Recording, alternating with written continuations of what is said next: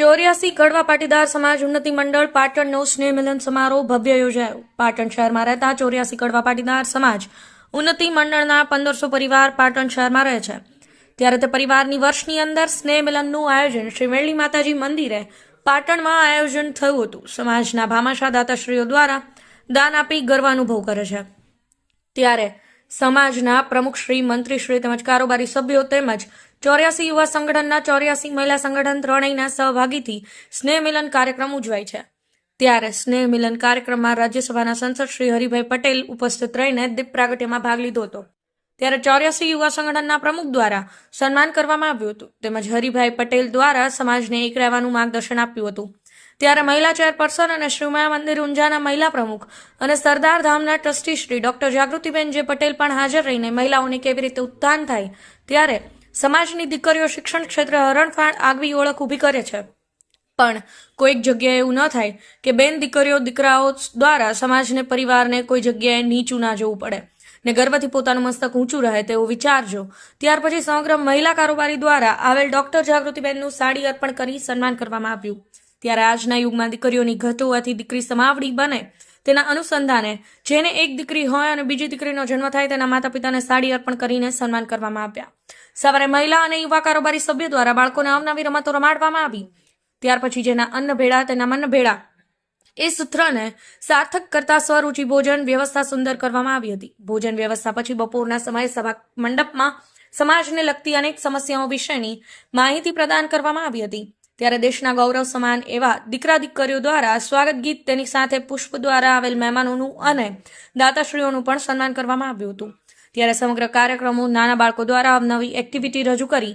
ત્યારે દુર્ગા વાહિની તલવારબાજીનો પરફોર્મન્સ, તેની સાથે સામાજિક નાટક, વક્તૃત્વ સ્પર્ધા, સમાજને લગતા વિષયો પર ધોરણ 10ના બાળકોએ પોતાની રજૂઆત કરી હતી।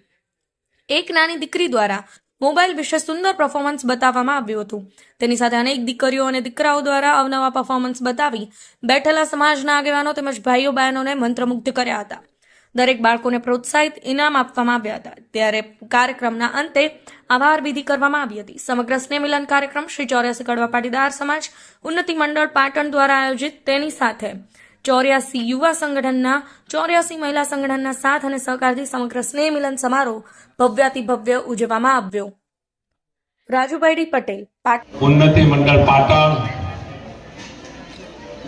સ્નેહ મિલનનો કાર્યક્રમ અત્રે યોજાયો છે। મંચસ્થ ઉપસ્થિત મહાનુભાવોમાં મંડળના પ્રમુખ માન્ય શ્રી પ્રહલાદભાઈ,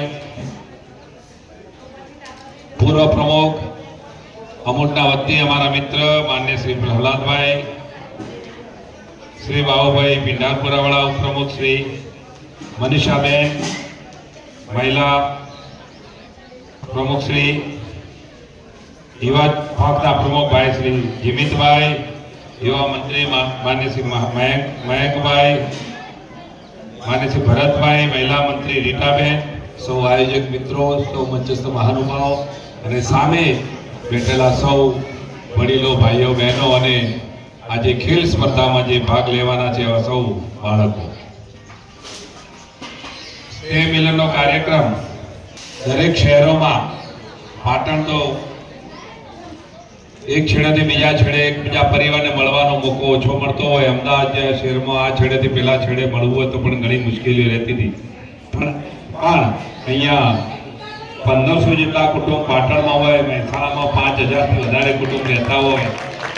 આપણે લગભગ બધા દરેક ગામથી દરેક શહેર તરફ, મુંબઈ, અમદાવાદ, સુરતમાં, વડોદરા બધે પથરાય છે આપણે ઠેર ઠેર, પણ આપણી પ્રગતિ ક્યાંથી થઈ છે કે આપણે કે વડીલ ઉપર ઉપસ્થિત પાટણ મંડળના પ્રમુખ આદરણીય શ્રી પ્રહલાદભાઈ, પૂર્વ પ્રમુખ અમૂલના શ્રી પ્રહલાદભાઈ, સર્વે હોદ્દેદારો, ભાઈઓ, યુવા સંગઠન, મહિલા સંગઠનમાં મનીષાબેન, રીટાબેન, સામે અમારા મીનાબેન અને પારુલબેન, નામ કદાચ મારાથી મંચ ઉપર ચૂકાય છે કારણ કે બધાના મને નહીં આવડે નામ, પણ મંચ ઉપર ઉપસ્થિત માઉમિયાનો રથ લઈને ઊંઝા આવ્યા ત્યારે ઊંઝાથી પણ ફોન હતો, બહેનોનો ફોન હતો, પણ એ દિવસે ઓલરેડી અગાઉથી બુક થયેલા કાર્યક્રમો હતા એટલે નહીં આવી શકી, કારણ કે ડિસેમ્બર અને જાન્યુઆરી મહિનો એવો છે કે એક એક દિવસ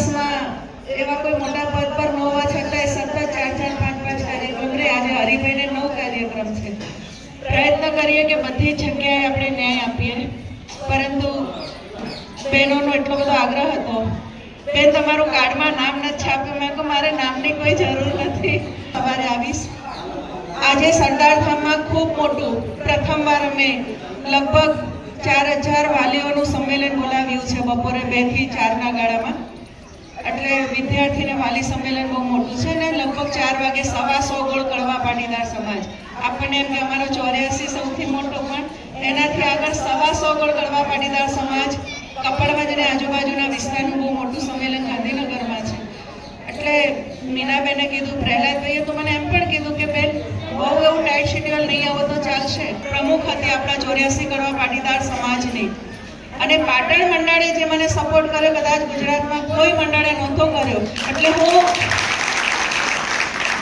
આજીવન કહેતી રહું છું કે હું પાટણ મંડળની ઋણી છું, અને એ ઋણ ચૂકવવાની તક મને જ્યાં જ્યાં મળે ત્યારે હું ચોક્કસ આવીશ. શક્ય હોય તો મેં કીધું કે અર્થદાન આપવાનું થાય તો એ કહેજો મને, કે જેમાં ઉમેય શક્તિ આપી એ પણ સપોર્ટ હું કરીશ. સંપત્તિની એટલી બધી અપેક્ષા રાખે છે કે જે સંપત્તિ મેળવવા એને પોતાના 50 વર્ષ લાગ્યા હોય. 40-50 હજાર પગારની સરકારી નોકરી, લક્ઝુરિયસ કાર, શહેરમાં ધૂમબાઈ, શહેરમાં બંગલોજ.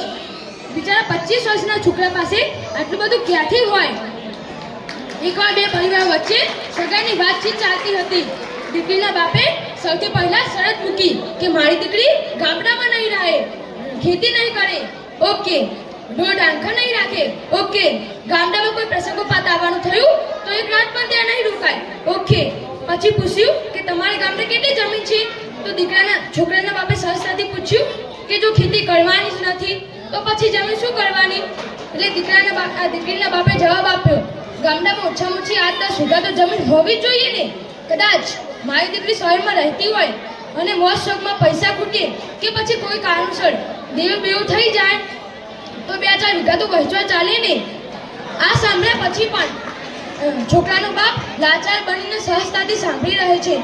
કેવી કરુણતા! શું આ હોશિયારી છે કે પછી બ્લેકમેલિંગ છે? એરેન્જ મેરેજની વાત આવે એટલે છોકરો સર્વગુણ સંપન્ન જોઈએ, આર્થિક સ્થિતિ સારી જોઈએ, અને ભાગી જવા કે પ્રેમ કરવા માટે ટપોડી જોઈએ. આજે આપણા સમાજની એક કડવી વાસ્તવિકતા એ પણ છે કે સીધા અને સંસ્કારી છોકરા આજની છોકરીઓને નથી ગમતા. માથામાં વાળમાં તેલ નાખીને ફરતો છોકરો નથી ગમતો. ફિલ્મોની દુનિયા અલગ હોય છે અને વાસ્તવિક લાઈફ એ પણ જુદી વાત છે. છોકરો સારો, સંસ્કારી અને મહેનતુ હશે તો કદાચ મર્સિડીઝ ન લાવી શકે એ વાત અલગ હોય, પણ એ માનસિક શાંતિ જરૂર આપશે. અને એટલું યાદ રાખીએ કે પૈસા જીવનનો આધાર છે, એ તો ખરું, પણ એ સર્વસ્વ છે એવું નથી. અસ્તુ.